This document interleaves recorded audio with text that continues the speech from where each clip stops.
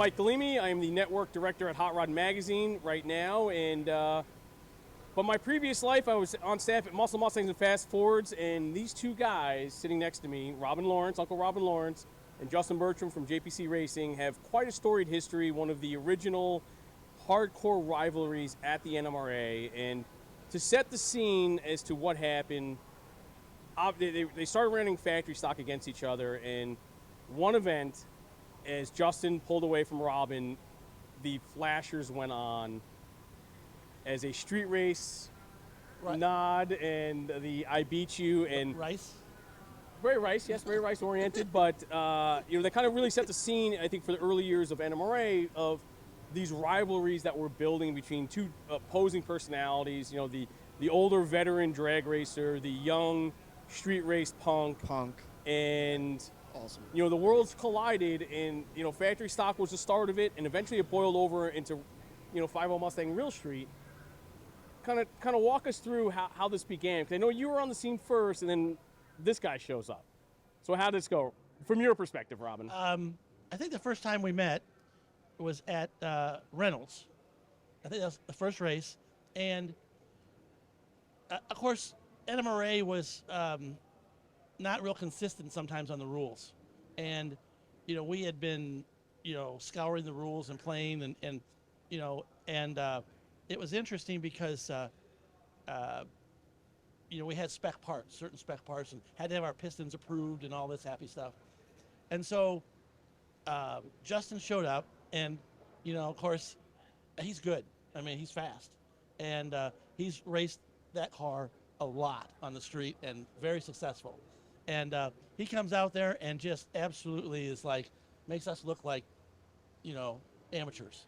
I think he had us covered pretty good. And so and Mike Washington will deny this, but that was the next race that he participated in the teardown. But we got together and had him torn down, and I don't remember what we looked at that You time. heard got together, right? What's got that? together. All the guys got together. Yeah. Against me. Yeah. But Well, we didn't have all the money, so we were out open trailers, or maybe junky enclosed trailers, but it was most of the guys had open trailers in the class. It was an entry level class, entry-level right? You guys class. were in Pro 50 level money Yeah, at that but point. it was very interesting. But he showed up and he was fast, and so people got together. I think at that time they only looked at intake manifold or something. They had an intake manifold pulled off or something. It was cheap. It wasn't like a cylinder head like at Columbus. And so he was fast, and so we I was the point guy. So and I was fast, and I probably was verbalized my feelings more than the other guys sometimes. So but he was legal, and I remember Melanie being mad because she wanted to go to the hotel, get dinner and relax. And meanwhile, she's sitting in the track, and we're driving out, and he's still putting his car back together. So bless her heart, she's a saint. And so, but that's how it started. That was the initial start. tear down. Oh, yeah. This guy comes out, eats our lunch, and we don't like it. Oh yeah, we don't like it.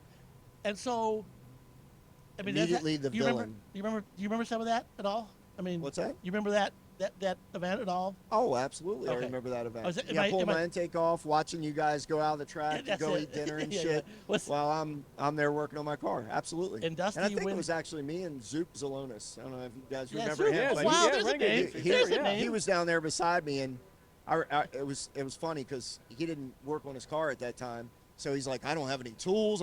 He was panicking. He didn't know what to do, how to tear his shit apart. So I kind of helped him out a little bit. But anyway, back to me. Yeah, it sucked. I had to take my shit apart, and they're all going having fun. I remember Rich Groh telling me they came to him, and I think it was like $100 a person or something like that. Was it that much? Yeah, it was cheap for the manifold.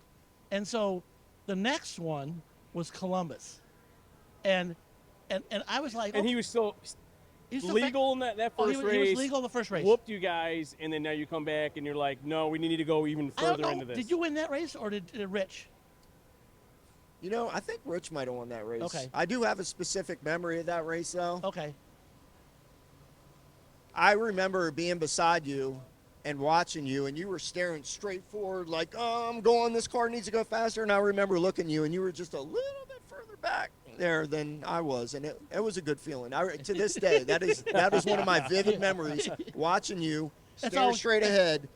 I'm looking at you as I'm pulling away from you. It was he's great. just willing the finish line to he's, go a little he's just further, like, come give on, him a little extra time to get past it. I learned a long time ago not to look at your opponent. I screwed up when I was racing my buddy Darren Poole Adams several weeks ago over at NMCA Super Bowl. I screwed up. I was watching him. I'm like, hey, wait, heads up, focus. You know, so that's kind of my thing. But yeah, back it didn't to Columbus, work out for you. What's that? I said it didn't work out for you at that No, race. it didn't. Like, looking straight ahead. So It Columbus, probably wouldn't have mattered where you're looking. At But Columbus, anyway. everybody's like, oh, what's this guy doing? What's this and that? I'm like, well, we've done this, this, and this.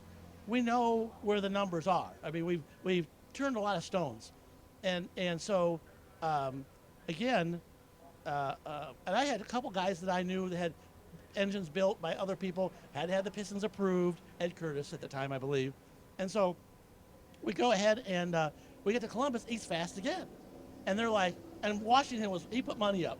He denies it now because you guys are tight, but he did. Benedict And so, Arnold, I Mike think Washington. there was on like camera. 5 or 6 people put money up. I was like, let's tear a cylinder head off. Well, at that point in time, you know, they come back and they say, oh, he's legal.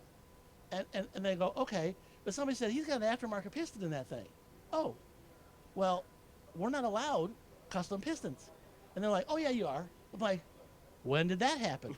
And they're like, oh, this year. When did that happen? So it was one of those deals.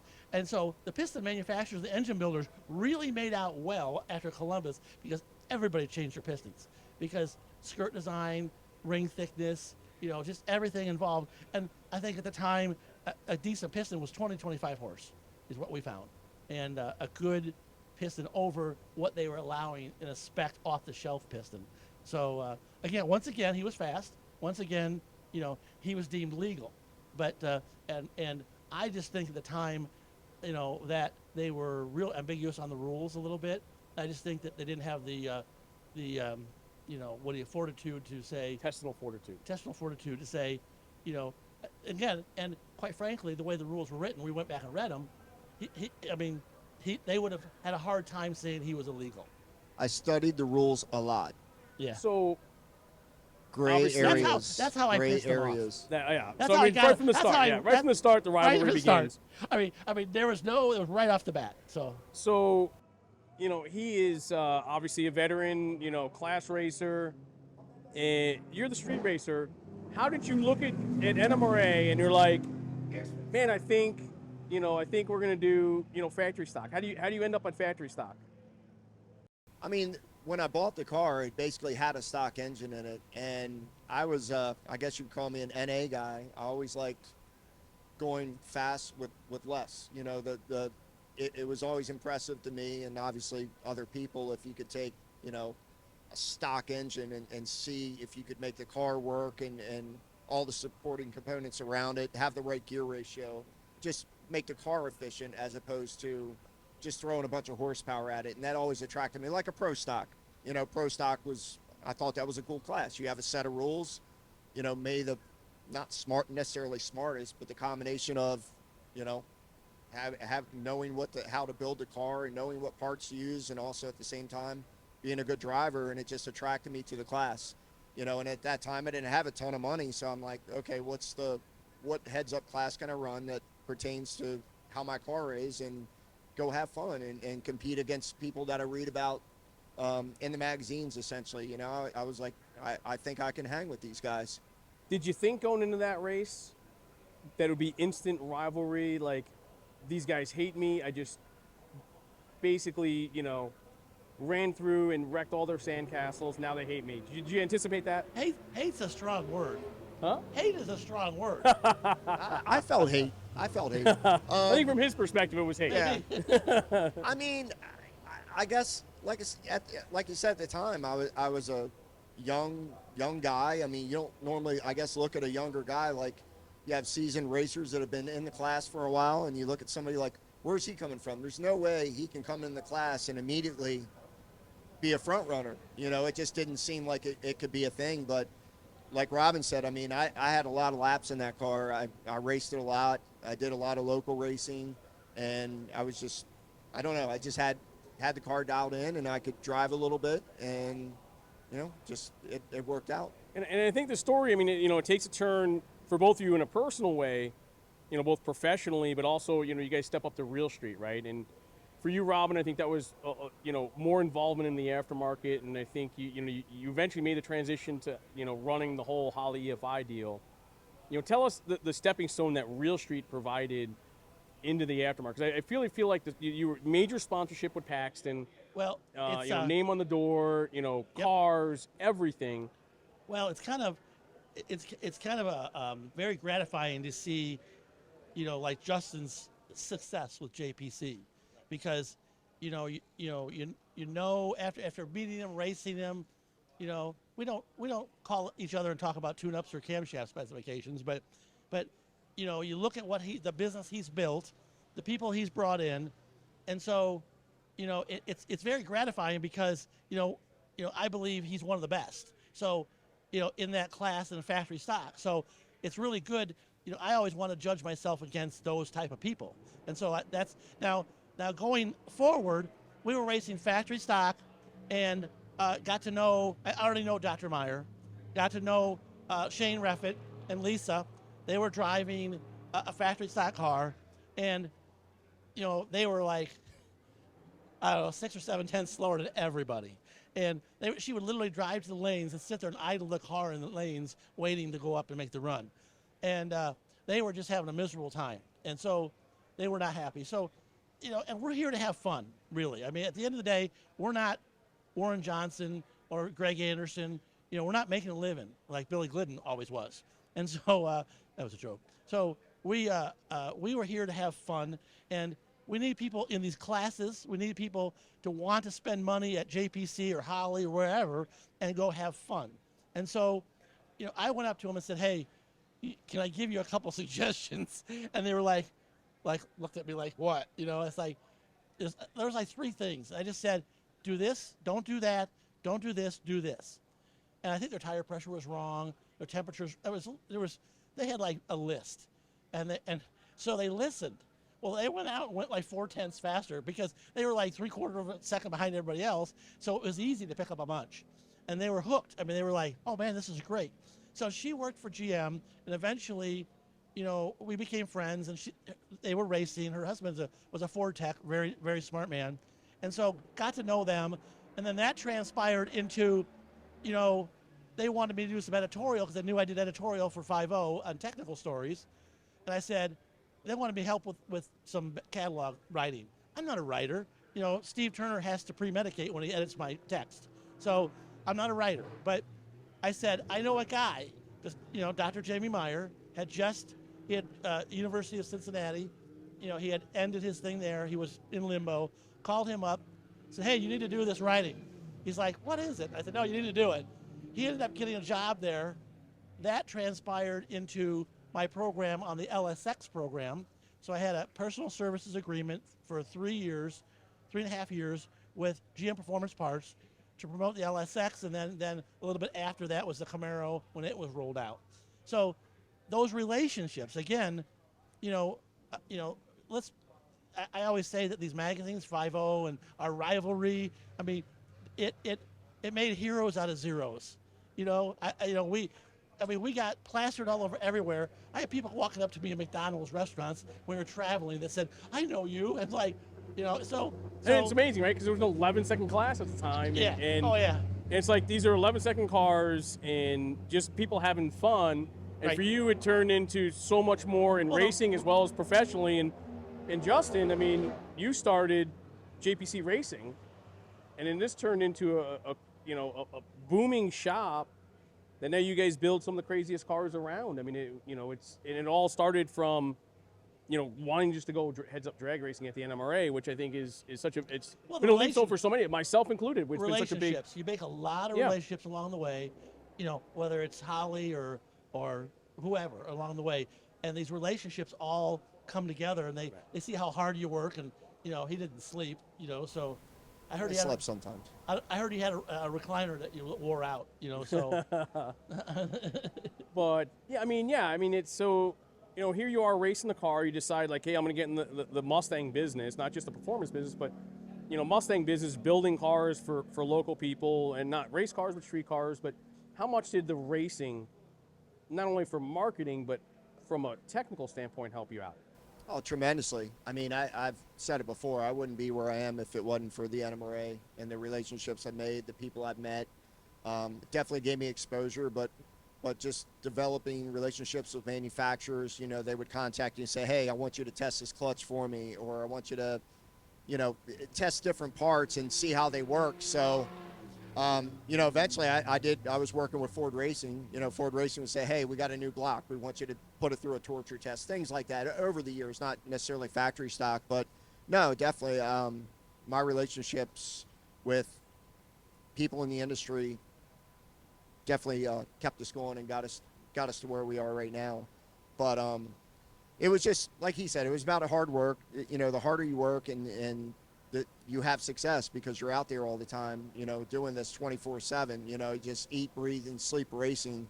And it paid off in the long run. And I had a passion for it. I loved doing it. At the time I was working on boats. So to me, to go to the racetrack on the weekends or come home at night and work on the cars, that's what I love to do. I would stay up all night or half the night just because I wanted to beat these guys. I mean, at the time they were my idols because I was reading about them. So I mean, it was awesome to be able to go out and compete and actually have success against them. And I did want to tell a story. So after the first year we raced, Robin was sponsored by Competition Clutch, Chris Jewell. Oh yeah, he's a wild man. So after the first year, I said, you know what, I'm going to put 100% effort into this. I'm going all out. I'm gonna leave no stone unturned. And I remember going to PRI, and at the time, everybody had their little sponsorship packet. That was just the thing. Everybody went around PRI, and hey, by the way, this is who I am. My goal is to win a championship, right? Isn't that the famous line? Yeah, my goal is to win the championship. But that was everybody's goal at the time. Yeah, I mean, it didn't matter how every fast you proposal had were. it. But I remember walking in that booth, and there was a big, huge picture of Robin's car, doing a wheelie or something. At the time, we didn't really do wheelies, maybe the credit card. Anyway, and I was like, hey, I know you're working with him, but would you like to, work with me in our program? He's like, who are you? Literally, he was like, who are you? I said, I'm Justin Burcham. I had pretty good success last year. He goes, I don't know who you are. Everybody knows who he is. I said, oh, yeah? He said, yep. Oh, yeah. And I tell you, I remember that to this day. And you told me that story many times. That was my driving force when someone's like, who are you? What are you going to do? You're nobody. You can't go fast. I mean, I love it when someone says you can't do that.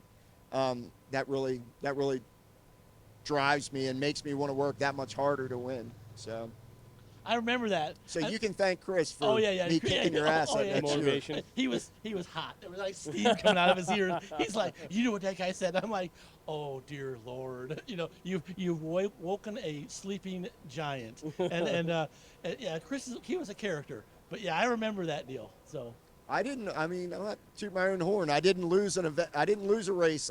The first race at Bradenton, we were number one qualifier.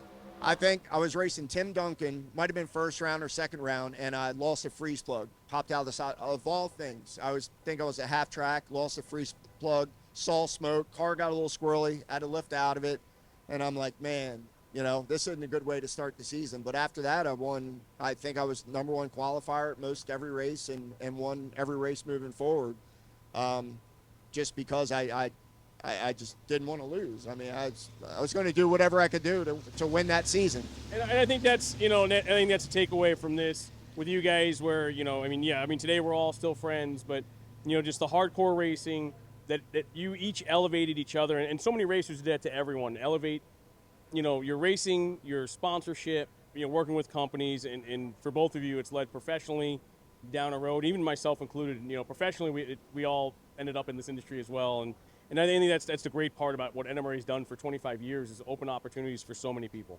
Yeah, I agree. Yeah. So we want to talk about the hazards? Well, that was Columbus. What? It's where you first used the hazards. The hazards? Yeah. Yeah. Yeah. I was used to using them on the street. I thought it was cool at the track, but apparently Well, it was you not. know, and that's- it was, I think it was the person who had the frowned biggest upon. the That's- biggest person who had the problem with was Billy Glidden Oh, because he went in there and it- took the switch out after you had tossed the it didn't. flashers. I mean, everybody's like, "Oh, he's using flashers on you." I'm like, "What's that mean?" I mean, I was not a street racer per se, so I was going by a little bit different discipline. Is the best way of saying it.